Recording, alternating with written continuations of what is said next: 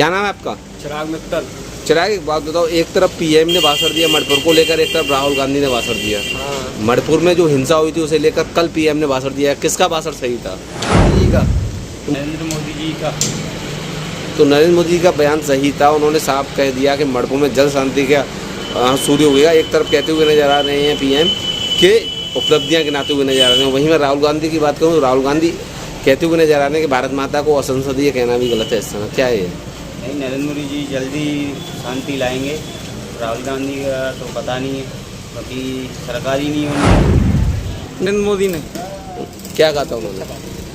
वो शांति, देश के लिए शांति और वातावरण करने के लिए अच्छा प्रयास कर रहे हैं। मोदी जी ने बहुत अच्छा भाषण दिया था। जो मणिपुर में शांति का सूर्य जल्दी ही उगेगा। तो कहीं ना कहीं पीएम ने सही कहा है। पीएम ने बहुत अच्छा बोला है। माननीय प्रधानमंत्री नरेंद्र मोदी जी ने जो बात कही 100% सत्य है। तो पीएम की बात करूं तो उन्होंने तो साफ कहा है कि मणिपुर में जल शांति, मणिपुर में शांति का सूरज उगेगा, जल्दी उगेगा। जल्दी उगेगा। तो कहीं ना कहीं पीएम का भाषण अच्छा है। सही है, बिल्कुल 100% सत्य है। राहुल गांधी का तो कहीं ना कहीं भाजपा गलत थी, क्योंकि इतने दिन से नजर नहीं आई। सुनवाई है, वो होती ना नहीं, सुनवाई नहीं होती। सुनवाई ना। तो इससे पहले मतलब जो कांग्रेस की सरकार कहीं ना कहीं आपके लिए सही है। हमें शांति। क्या लगता है कल सदन में मोदी जी का और राहुल जी का भाषण हुआ है, तो क्या कहेंगे? देखिए, राहुल जी जो बोले वो निश्चित रूप से देश के करोड़ों लोगों ने पसंद किया, क्योंकि वो मुद्दे पर बोले जो मणिपुर का ज्वलंत मुद्दा है, जो आज देश को पूरे विश्व में ये दर्शा रहा है कि मणिपुर भारत का प्रदेश है और उस किन परिस्थितियों से गुजर रहा है, उस पर वो बोले। और प्रधानमंत्री तो सदन में आना ही नहीं चाहते थे। विपक्ष ने अगर कोई मुद्दा उठाया और अविश्वास प्रस्ताव लाए, केवल इसलिए लाए कि कम से कम सदन में तो आएँ, और सदन में वही 70 साल का पुराना रटाया राग उन्होंने अपना बोले। निश्चित रूप से राहुल जी का भाषण लोगों ने पसंद किया, और मुझे लगता है कि प्रधानमंत्री राहुल गांधी लोग अब राहुल गांधी को एज ए प्रधानमंत्री देखना चाहते हैं, इसीलिए उनके भाषण को लोगों ने इतनी अधिकता से पसंद किया। सबसे बढ़िया राहुल जी का भाषण रहा। बहुत सटीक बोले, बहुत अच्छा बोले, हिंदुस्तान की पब्लिक के लिए बहुत चाहते हैं और बहुत अच्छा सोचते हैं उनके बारे में। राहुल गांधी के तो हम फ़ैन हैं बहुत बड़े, क्योंकि राहुल गांधी हमारी शॉप पे भी आ चुके हैं। हमने उनका घंटाघर पे स्वागत किया था, और राहुल गांधी जिस हाथ से हमारा हाथ मिला के गए हैं हमसे, उस दिन से हम ग्लव्स पहनते हैं कि राहुल गांधी की इसकी खुशबू बनी रहे हाथ में। और राहुल गांधी का भाषण भी बहुत बढ़िया रहा, बहुत अच्छा रहा। हम उनके बहुत बड़े फ़ैन हैं राहुल गांधी जी के। मोदी जी पे क्या कहेंगे? मोदी जी हमारे देश के राजा हैं, हम उनके प्रजा हैं, उनका मान सम्मान करते हैं।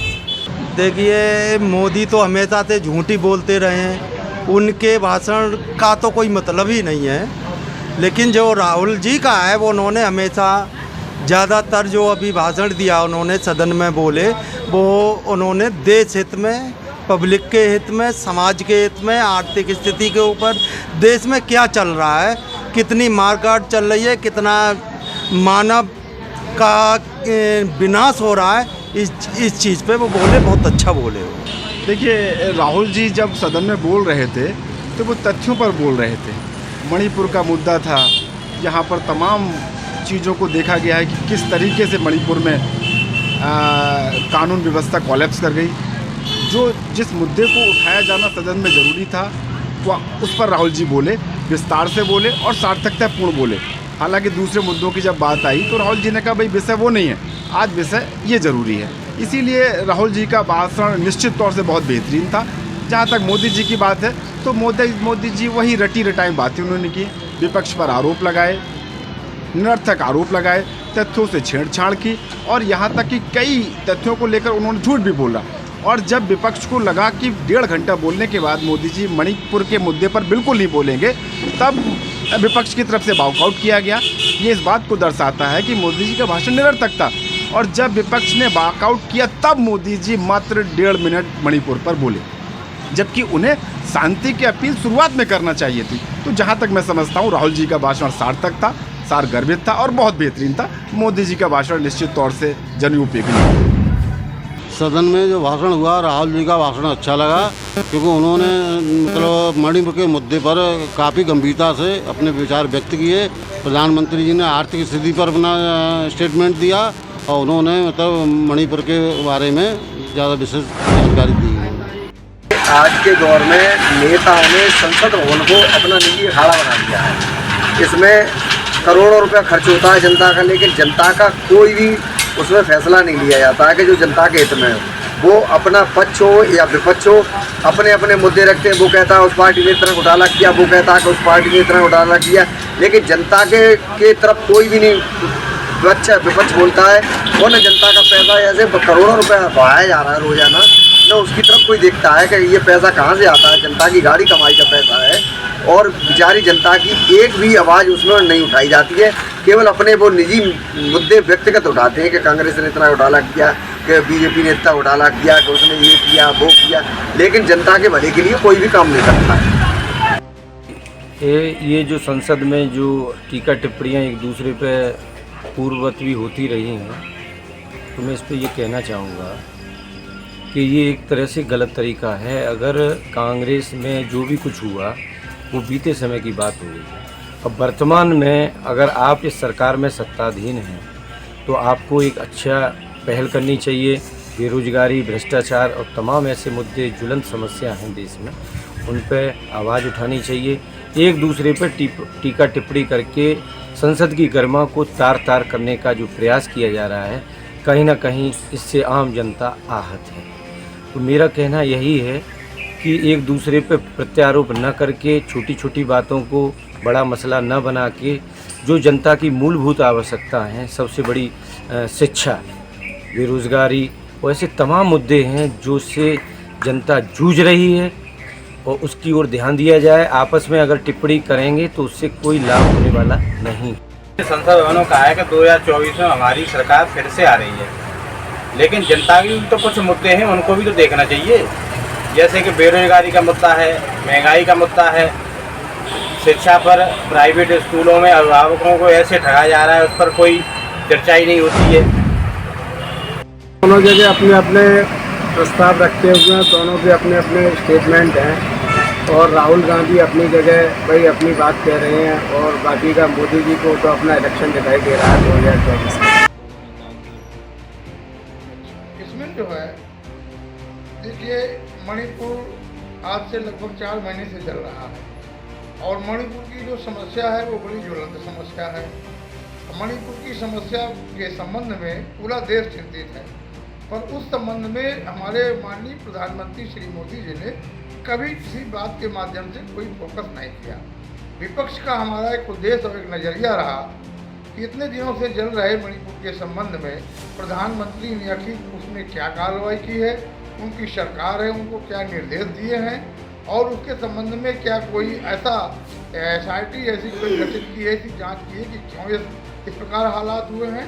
इन सारे संबंधों को जानने के लिए विपक्ष आज कल तक जो है इस प्रकार से सदन में लाने के लिए कहता रहा, लेकिन प्रधानमंत्री ने बहुत इंतजार कराया।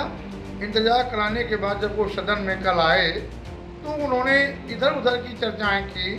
उन्होंने 1962 का संदर्भ दिया, उन्होंने मिजोरम का संबंध दिया, उन्होंने पंडित जवाहरलाल नेहरू के संबंध में बताया, पर ये नहीं बताया कि हमने वहाँ भारत की सेना को, जो इतनी मजबूत संगठन है, उसको हम वहाँ भेज करके मणिपुर के हालात में काबू पाते।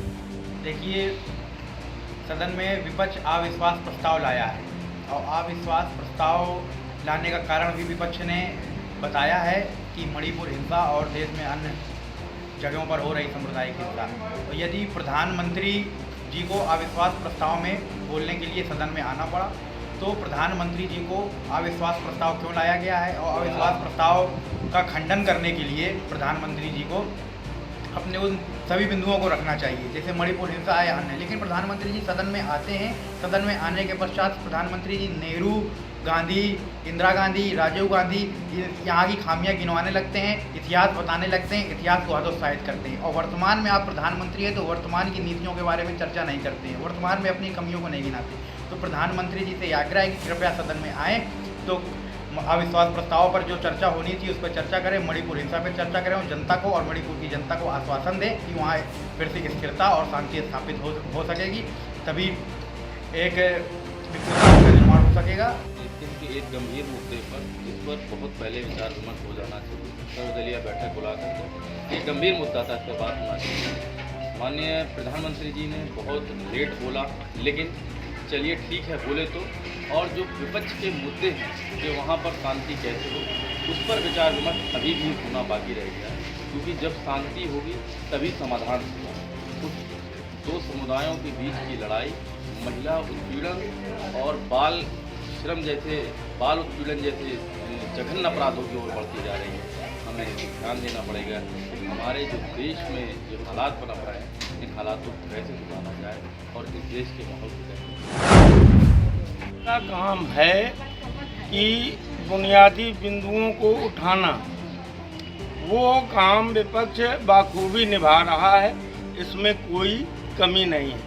लेकिन जहाँ तक प्रधानमंत्री पूरे 1 घंटे कांग्रेस पे बयान देता रहा केवल, और मणिपुर पे केवल 2 मिनट बोला, एक प्रधानमंत्री को ये शोभा नहीं देता।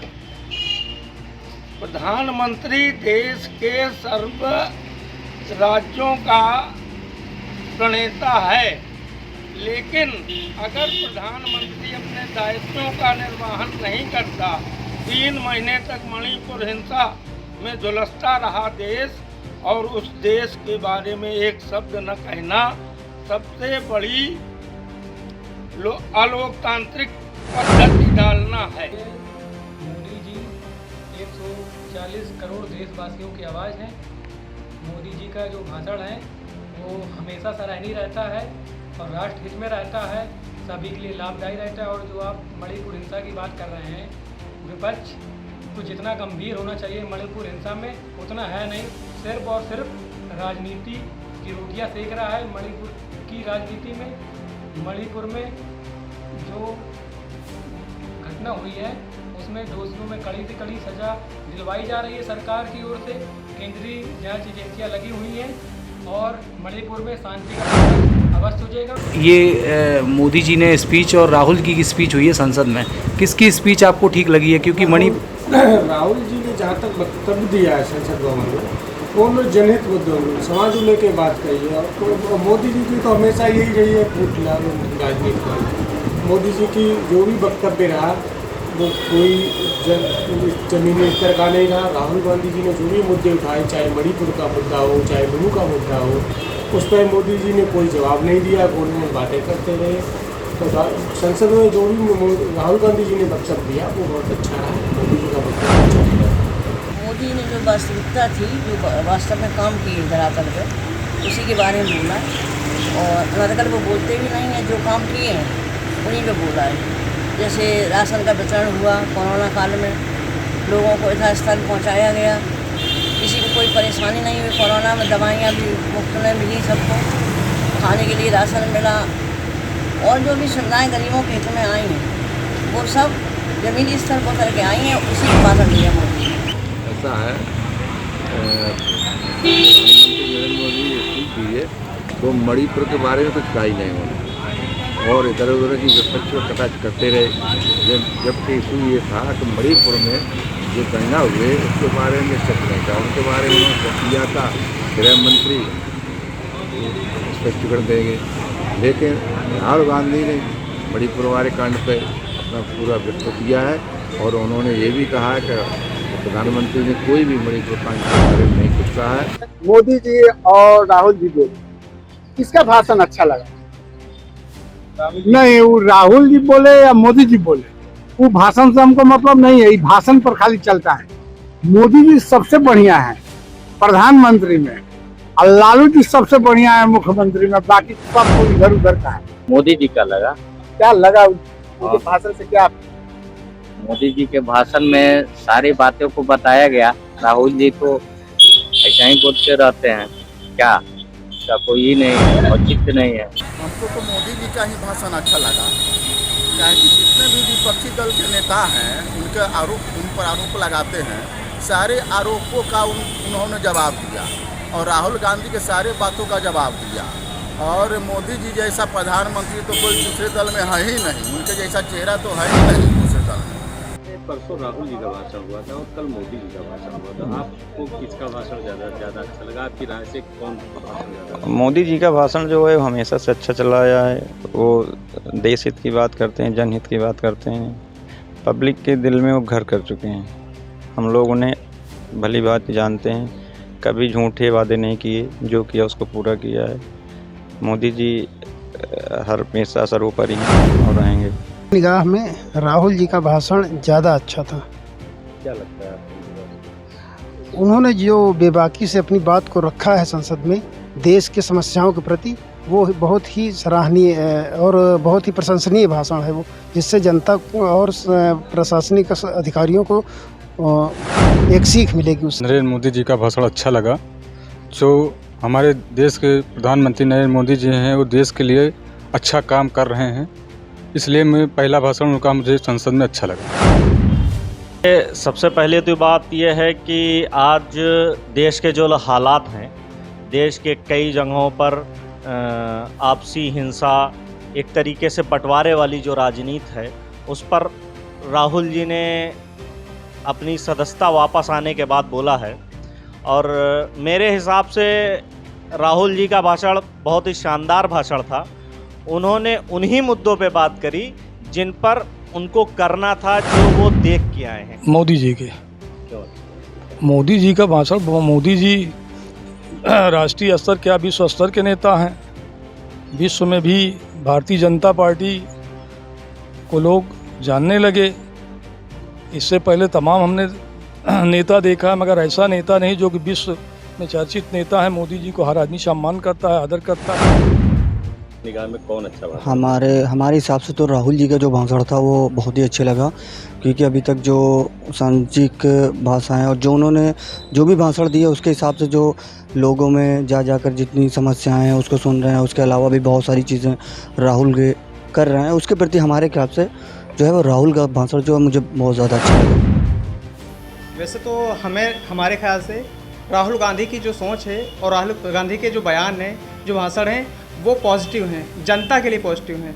और जो मोदी जी हैं वो भाषण जो देते हैं, उनके भाषणों में हमें झूठ नज़र आता है।